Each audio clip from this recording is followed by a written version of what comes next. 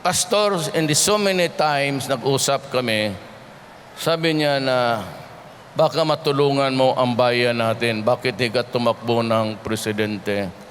Sabi ko, Pastor, alam mo naman mahirap lang ako na tao.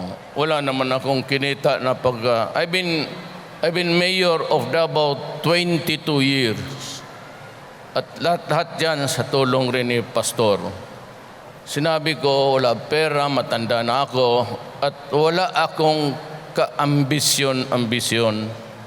Huwag ho kayong ma-offend po, yun talaga ang totoo.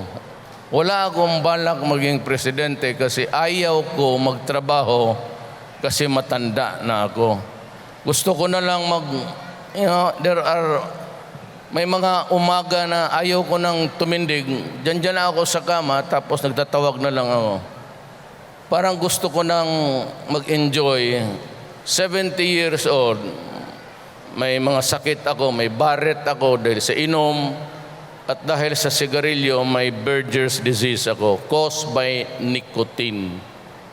Kaya may mga sakit ako, hindi masyado maganda ang circulation ko sa buhay. Ngayon, bakit ako tumakbo?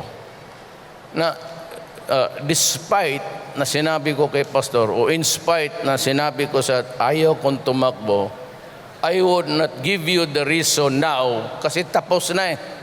Sabihin ko man galit ako o gusto ko.